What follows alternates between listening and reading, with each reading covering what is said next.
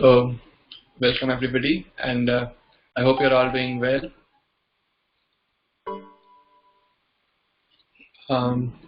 Let's discuss some things from yesterday's class. What we discussed in the yesterday's discussion. So we discussed about being neutral, that we should aspire to become neutral. Neutral means not biased by our situations. Sometimes there are good situations, sometimes bad situations, mostly bad situations, and sometimes very palatable situations, priyam, and sometimes not so palatable, not so desirable situations, apriyam. Right? We discussed one verse from Bhagavad Gita. Na praharishyet priyam prapyam nodvijet prapya cha priyam stira buddhir asammudho brahmavid brahmani sthita, from 5th chapter. I think this is 5th verse. So this the verse means one who does not become too much overexcited with desirable things and depressed with not so desirable things. That person is said to be situated on a spiritual platform, and he is sthira buddhir. Sthira buddhir means his intelligence is stable, with a person with stable intelligence. Other people, they are unstable intelligence. Their intelligence can leave them any moment, and they will behave in a foolish way, right? So this, while discussing this, we saw the example of. Okay, I think everybody can write on chat windows. What example did we discuss from nature of neutrality? Yadu is the king, but what was the example from nature which teaches us neutrality? Yadu is the king. Wind, yes. So wind means wind passes through everywhere. Wind goes to nice places like forests, which are full of aromatic trees, orchards, and it also goes through not so nice places like sewage water, garbage, heaps of garbage dump areas, or over industries catching a lot of pollution, or over sewage, open sewage flow where there is a lot of bad smell. But still that wind itself does not become contaminated, right? As soon as it comes out of that area, again it acquires a different, means it leaves behind all that impurity, right? It does not become impure. Like when you go out to the window, or you go out in a nice park, you will see nice wind coming. You won't say this wind is coming from Panki, where there are a lot of industries, and it is coming from let's say Kanpur city, where there is a lot of pollution. As soon as it is out of that area, within that limited periphery, it is pure again. It does not take with itself the nature of the place where it visits very long. So this is the nature of wind. It becomes like a very nice pratyaksha pramana, or very nice directly we are perceiving that the same air which was so polluted 1 month ago, and today it is so pure, right? All that pollution, all that dust, all that bad fumes, bad smells, everything is gone. Means it is almost not perceivable now, because all those things have stopped. And so air did not become polluted, means the wind itself or the air itself did not become polluted. All those pollutants were there in the air. Now they are gone. They have dispersed. They have settled down. But the wind itself is pure, right? All those pollutants are gone. Means they are not a part of the wind. They were in the wind, but the wind was not attached to it. So that's why we see very soon, like just in a month now, air is again clean now. Just you remember a few months ago there was a lot of pollution. The pollution levels had gone really high, and today the pollution levels are really low. And what made the difference? The wind is not impure, What is impure are our activities. And the wind remains neutral. It remains unbiased by all those activities what we are doing, right? So very nice example of it. Maybe I can ask you some questions now. Can you tell with your using your own intelligence, what else can you learn from wind? What else can we learn from wind? What does wind teach you? Think about it. And the example which I would like you to meditate upon is, what do we learn from, let's say, what do we learn from a tree? So there are so many lessons which you can learn from wind, which you can learn from a tree. So tomorrow you bring your perspective, that what did you learn, or what do you think you can learn from wind and a tree. So both these things we'll discuss tomorrow. About wind we discussed already what was there from Bhagavatam, but you tell your perspective. And similarly we'll discuss about the earth, about the trees from your perspective, and also from Bhagavatam's perspective. What that young sadhu learned from a tree. Okay, so with that we can move on to the next topic, which is okay. Today I received a list from Abhishek Bansal Prabhu saying that many of you want to register for the course, and today also I had a long discussion with Madhusudan Prabhu, who is coordinating this course, that how they are making very nice videos and also hosting them on servers and making everything as professional and as engaging for everybody as possible. So I would like to quickly start with the course. But Abhishek Prabhu has to tell when can we do that. Maybe tomorrow, if that is a good day. Tomorrow we can start with the formal course discussion. All those who have registered, they can anyways, they will be benefited. But those who have not registered also, during these discussions, they will be benefited. Whatever revision we are doing, they will be a part of that. So let's say tomorrow, all of you have already read first two chapters, I think. So let's do chapter 1 tomorrow.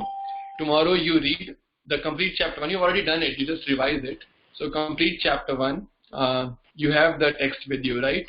And you go through it. And tomorrow we will discuss from that chapter. And today what we can do is, let us do some brainstorming today itself. What do we learn from wind and the tree? Please write on the chat window. I think you don't need much time to think, I think. So tell me, what do you learn from either wind or tree, whichever you want to write. Okay, Abhishek Bansal Prabhu gives a very well memorized answer. From tree we learn tolerance. Okay, yes. So for example, a tree is there. It will tolerate heat and cold. It won't run away from its place. It will keep staying. It will stand there. It will tolerate everything. So that is what tree teaches us. And also tree tolerates. Okay, what does tree tolerate? I gave you one example. A tree tolerates heat and cold, rainfall, or even snowfall in places where there is snow. Tree just stands there and just tolerates everything. Does not run away. Does not die quickly. It just stays there and tolerates as much as possible for many, many years altogether, all through its life. To tell me what else the tree tolerates. Abhishek Prabhu can tell because this is his example, his perspective. What does a tree tolerate? Reverses of life in tree. What is the reverse of life in a tree for a tree? What does a tree tolerate?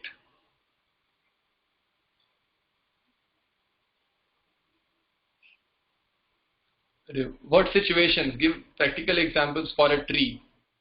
Reverses of situations. In our life, yes, we learn from the tree that we learn whenever reverses of life come, whenever difficult situations come, we tolerate it and thinking that, okay, this will also pass. Like, there is a very nice verse by Lord Krishna in Bhagavad Gita. The first instruction of Lord Krishna to Arjuna, Tam titiksha sva bharata. It means we tolerate our senses. I mean, our senses, sometimes it is too hot. Our senses, my skin will say, oh, no, no, I don't like this. Is very hot. Sometimes it is very cold and my skin will say it is very cold. Sometimes it is uh, um, somebody is talking and I don't like that person. My ears will say, no, no, I don't want to hear that person. And so that will be my ears telling me not to, means that sense perception is not good. But Krishna says, just tolerate. Matra sparshastu kaunteya, shitoshna sukha dukkhada, agama apayino anityas, tam titikshaso bharata. Agama apayino anityas. They are coming and going, that is temporary. It is just sense perception, right? Today you are feeling hot, tomorrow you will feel cold. Today you are feeling this person's voice is not good. Tomorrow that person may become your friend and you will you would like to spend time with that person, right? So this is just a temporary sense perception. Just tolerate it when it is there. Okay, so that was the perspective, what we learn from the tree and how it matters in our life. And Archit Prabhu has given very nice example, what does a tree tolerate? So even while tolerating, it gives service to others in the form of oxygen, fruits, timber. So the tree stays there, and as when it is tolerating, it gives oxygen to us. Even when we produce so much of pollution, so much of carbon dioxide because of burning of so much fuel, right? When last month the petrol was so costly. We were burning petrol, we were burning all the fossil fuels, all the energy resources we were consuming and producing a lot of pollution. But the trees, they tolerated everything. And today, within 1 month, everything is gone. The trees have purified the air. Basically, all those contaminants which were floating in the air, the trees have filtered them out, right? So trees have tolerated, even when we do so much of pollution, the trees tolerate and still give us nice oxygen which we can breathe. That's why trees are called lungs of a city. So when I was in London, in London, in the center of the city, there are huge parks. One is called the Hyde Park, the Regent's Park, and they are really huge. Means they're so huge, like kilometers long, and in the middle of the city. And they say these are the hearts of London. This is the lungs of London. They breathe, means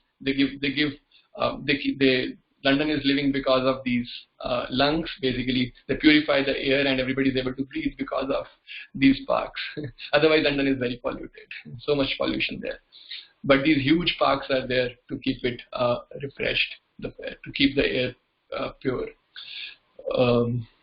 So that is a nice lesson we can learn in the middle of the city. Okay, so there is and then about fruits. So trees give us fruits. Even when I have stones, I hit the tree with the stones. Still, tree does not shoo me away. Tree does not does not refuse to give fruits. It still gives fruits. So similarly, we also in our life, whether somebody misbehaves with us or behaves nicely with us, we should still think about their welfare. We should still think about how can I serve that person. So this is important because this is sometimes my perception, the other person is not good, right? It is always my perception that I think other person is not good. But if I think from neutral platform, then I will see everybody is just acting as per their nature, as per their modes, and I be kind towards them. That is why one property of a sadhu is titikshava karunika. Titikshava karunika. Titikshava means he is very tolerant. Karunika means he is very compassionate towards others. Both these properties, both these qualities you see in tree. Titikshava karunika. So this verse comes in Bhagavatam. Lord Kapila tells this to Mother Devahuti, this verse. He says, Titikshava Karunika Suhrida Sarvadehinam Ajata Shatravah Shanta Sadhavah Sadhu Bhushana. Okay. Says the qualities of sadhu bhushana means what are the ornaments of a sadhu. Ornaments means like jewelry you wear. So a sadhu, what jewelry does he wear? He wears the jewelry of gold or silver? No. He wears the jewelry of these wonderful qualities. These are titikshava, he's very tolerant.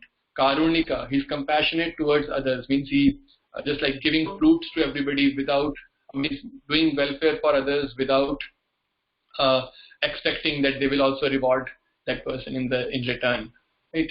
Titikshava Karunika Suhridaha Sarvadehinam, and he is a friend towards everybody. He has a friendly demeanor, he has a friendly attitude towards everybody, does not fight with people. Ajata Shatravaha, that's why he never considers anybody as his or her enemy. Ajata Shatravaha. And Shanta. Shanta means he's peaceful. Because he does not consider anybody as enemy, he does not do harm to anybody, he stays peaceful. That is why he's peaceful. But also he's peaceful because he knows Krishna. He does not depend on external pleasures that, okay, this person will give me this much money, then only I'll be happy. No. He does not depend on money or any benefits to become happy. He just depends on Krishna. So these qualities can come by chanting very easily, very naturally. These properties come in us because we learn how to derive pleasure from Krishna and not by exploiting others, right? So Titikshava Karunika Suhridaha Sarvadehinam Ajata Shatravah Shanta Sadhavah Sadhu Bhushana. So these are the ornaments of a sadhu. I think it will be nice if you can memorize some verses. This verse is a very nice verse to memorize. It is in the 3rd canto of Bhagavatam. I think Abhishek Bansal Prabhu can share this verse with you. It's a very nice verse. And for that matter, you can also memorize the Bhagavad Gita verse, which many of you might have already done. Matra Sparshastu Kaunteya Shitoshna Sukha Dukkada Agama Payino Nityas Tam Titikshasva Bharata. Okay. And then coming to the third quality which Achit Prabhu has mentioned is the timber, the wood which tree gives us. So when does tree give us wood? So when tree dies, right? When it is living, there are small branches which we can cut off after they are dried, because nobody likes to take a living tree because you cannot burn it, right? For burning you need a dry tree. So after the tree is dead, then you take the wood, you make nice furniture out of it, or you burn it for fuel. So the tree, while living, it does service, and even after leaving the body, while living and while leaving, after leaving, it does service, and it gives wood for making furniture, for making wonderful decoration pieces, and also for burning as a fuel. Okay, Achit Prabhu is bringing out very nice perspectives. It gives shelter without discrimination. Very nice point. A tree gives shelter, right? How many of you have experienced that sometimes you are going and there is a strong rainfall? Sometimes hailstorm means like there is ice balls which fall from the sky. There is hailstorm, there is rain. I have experienced this. There is heavy rain, and what do? You simply stand under a tree, right? Because under the tree, the hailstones cannot reach you, and the rainfall also, the rainwater also more or less is prevented. And again, in hot sun, when you are walking and there is very hot sun, then these days everybody goes by car, but if you don't have car, you are walking, you are depend on nature more, not polluting the air with your car. If you are walking, then you find when you are very tired and there is a lot of sun, you just take shelter under a tree. Okay, so tree gives shelter without discrimination. In this, I have missed one very important perspective in giving shelter. That perspective is tree gives shelters not only to us, not only to human beings, but also to somebody. Tree gives shelter not only to us human beings but also to animals like, for example, give concrete examples. Animals, what animals? Birds, yes. Many birds, they make their nests on the trees and they live on the trees. Tree gives them shelter. And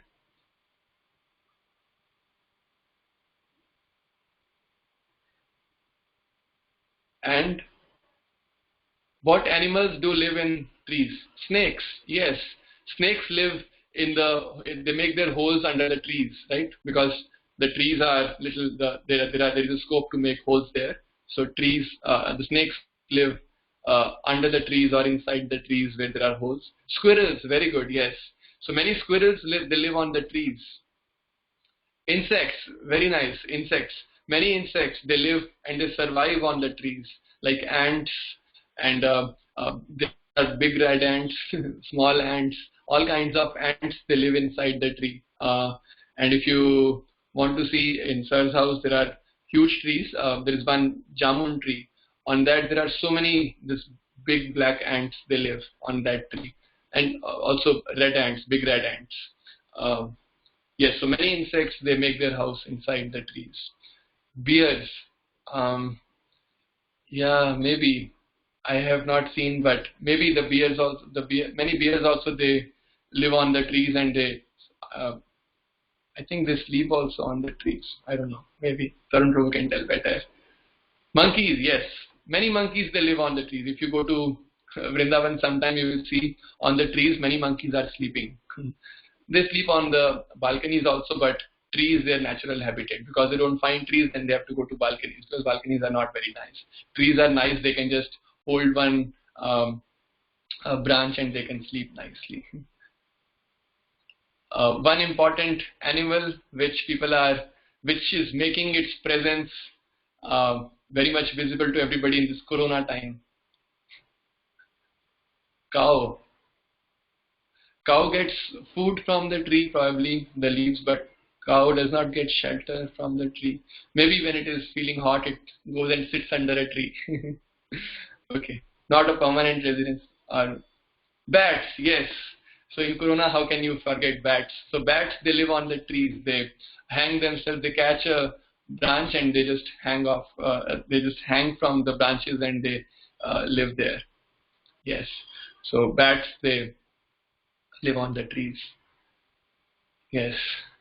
Any other living beings who get shelter from trees?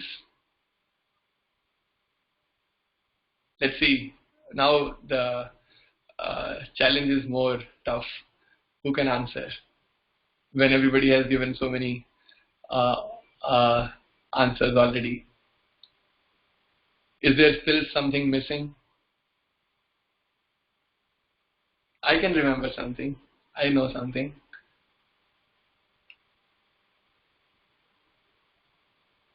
Oh, okay. It's a kind of insect. It is a silkworm, right? Silkworms, they live on the trees, on mulberry trees. They live there, they eat the leaves, and they when they stay there, they produce silk, right? So they live on mulberry trees. They do not live anywhere else. So basically, um, when you want to uh, grow silk, then you produce a lot of mulberry trees and you grow silkworms on the trees. Yes, and honeybees, right? Honeybees, they make their beehives on the trees. So honeybees, they live on the trees. Okay, I think. Okay, so this is one. This is another lesson which we learn from trees, that we give shelter to everybody without discrimination. Okay, now another question. How do I give shelter to somebody? Means trees give shelter, yes, we understand, but how do I give shelter to anybody? Who can answer? Like to answer? How can we give shelter to somebody?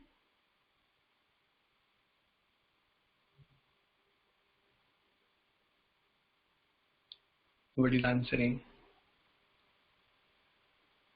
If nobody answers, then I'll make it a homework problem.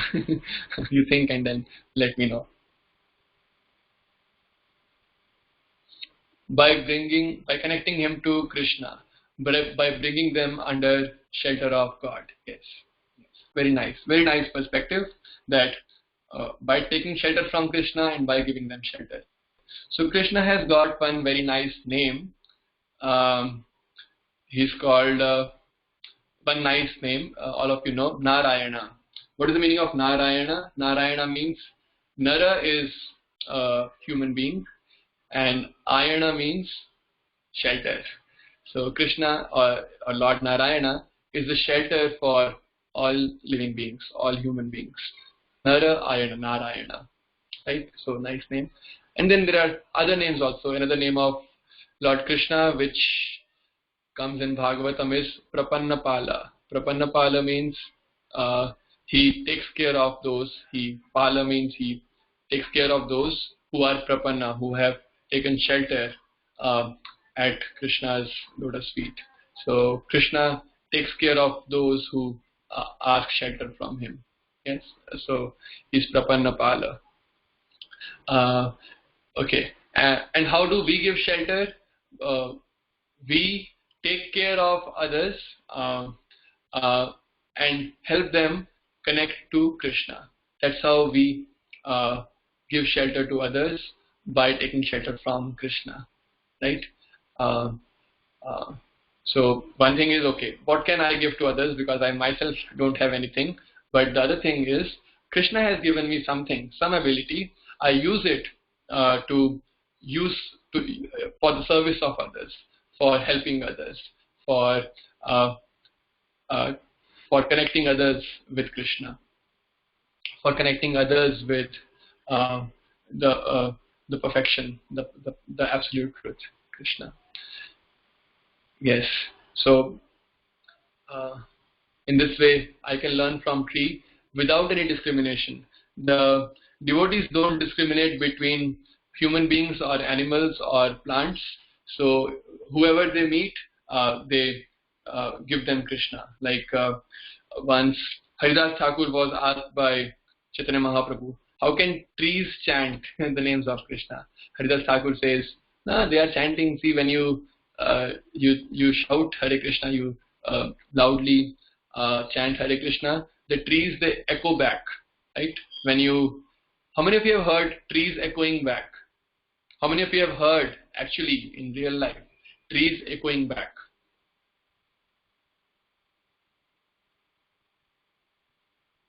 How many of you have heard trees echoing back? Nobody?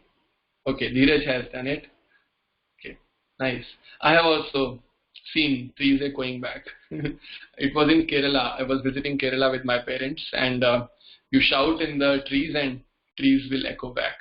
That was very pronounced example which I vividly remember in my memory.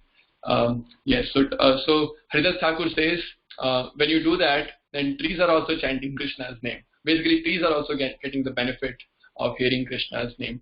And the devotees, they take care of animals, so they give them prasad. If they see animals like dogs, Prabhupada's father, he will keep prasad even for the mice in his shop. He had a shop, and I think clothes were there, garments, and he was keeping, in the night he will keep some prasadam so that the mice will come and they will eat the prasad. And so the devotees, they take care of even animals by giving them prasad, by chanting Hare Krishnas that they can also hear. I was in Oxford, and we lived in a hill, and this hill, we were on the slope, and on the top of the hill there's a huge park. It's called the South Park. So there, once Maharaj, Krishna Kshetra Maharaj was visiting our house, and he used to come very often and live with us. So he was visiting and he was staying with us, and so early morning he will take me out for chanting. So once I went with him to chant early in the morning, and we went to the top of the hill, to the park, and we spent quite some time chanting there, and then we came back. And when he reached back, he said, he didn't say, I chanted Krishna's name. He said, so we spread Krishna's name everywhere. So because we went all over the park, and we chanted with many trees and many plants and many grass, lot of grass there, good grass. And some people also were there doing exercise or jogging, and we met them as well on the way, naturally. So Maharaj said, so we spread Krishna's name and gave the Krishna's name to everybody. When I heard that, I was very impressed that yes, Maharaj thinks so nicely. Hare Krishna. Okay, so many nice things we learned from the trees, giving shelter to everybody, basically connecting everybody with Krishna. Okay. Dheeraj, sorry I did not reply to your question because we were in the middle of the discussion. Maybe you can ask your question through speaker now. Sir, is it correct to I have read somewhere that trees have different consciousness than human. Human have higher consciousness than tree. So their pleasures or their distress is different from ours. Their happiness is not of that level that we experience, or distress. So is it correct to compare a human being with tree? I just want to know this. Good, very good observation by Dheeraj. I had the same question, that yes, trees are not doing it consciously. They are doing it just as a part of nature, right? They are a part of the nature, and they don't exert themselves, or at least they don't exert too much, and they don't exert consciously to do that. It is just that nature has put them in a situation where they do it, yeah, right? But the sadhus, they see things in a different way. The sadhus, they see everybody as a wonderful personality, or as a wonderful being from whom we can learn. So the sadhus, they think, sadhus, they see the good qualities in others, no matter whether that person is doing it really consciously and putting a lot of effort, or whether that person is doing it just because of natural circumstances. So means this is the quality of a sadhu, that he sees good qualities in others, even if the other person is not doing it consciously, but he still accepts it.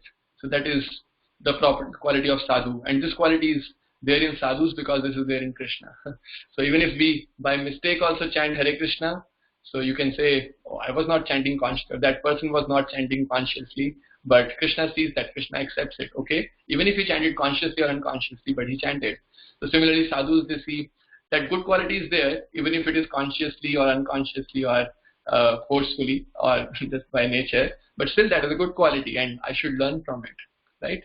And so they learn from trees, they learn from wind. Although wind is non-living, wind is not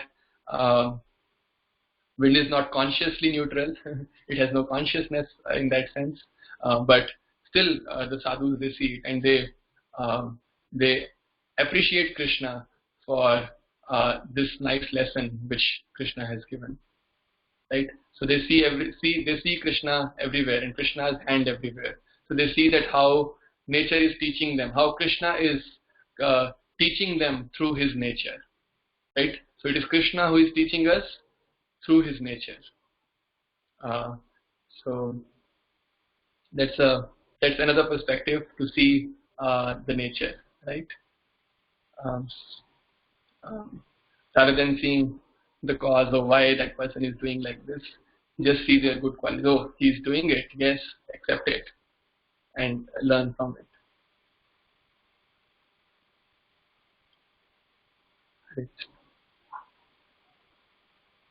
Right.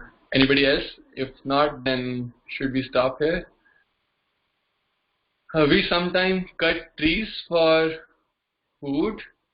What is your opinion? We sometimes cut trees for food. Means?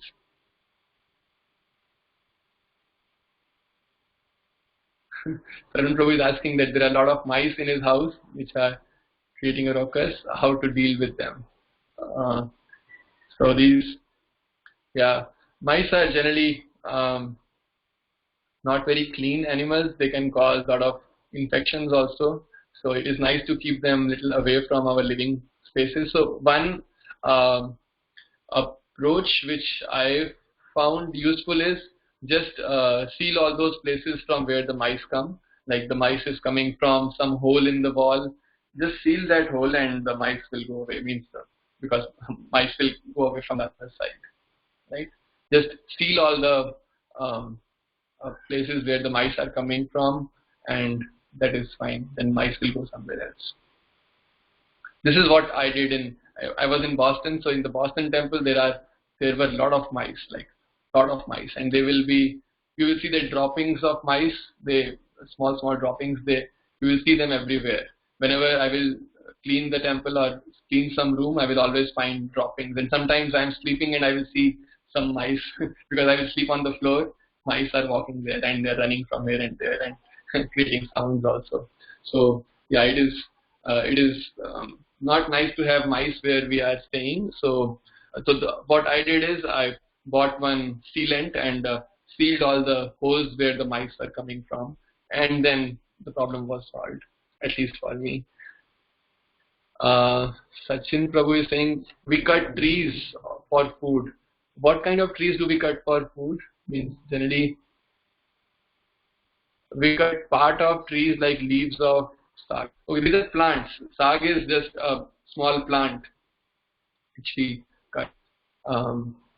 So cutting a big tree will be, I don't know what food will you get from there. You just take some fruits from there or some leaves from the tree or some branches from the tree to, or some part of the tree for food, but generally a tree.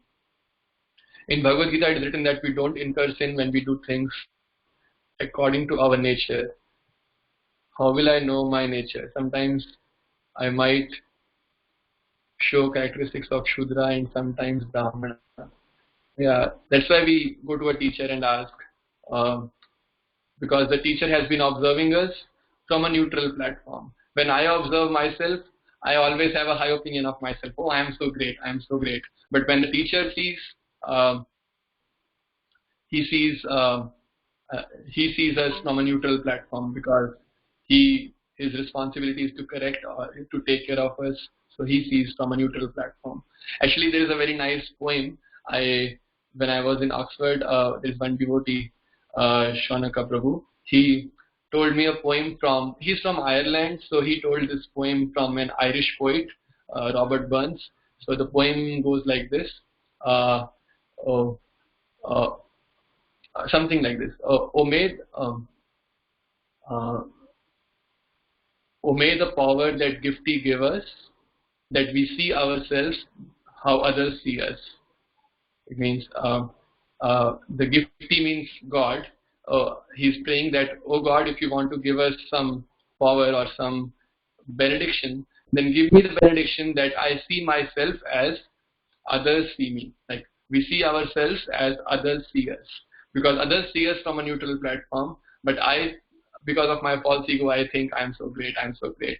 So he's praying to God, please give me the power to see myself as others see me, like from a neutral platform. So again, neutrality is highlighted. So this is not from Indian culture. This is from Irish culture, from an Irish poet. So these principles of Bhagavad Gita, they are universal. Like Krishna is telling them in a very systematic way and how to cultivate them, but these principles do exist all over the world.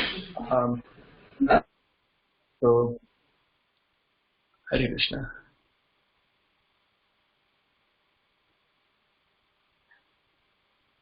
Okay, so I think I have answered that we go to teacher and who can tell us from a neutral platform. Okay, thank you very much. I'm sorry today it became a little late. Hare Krishna. Yeah.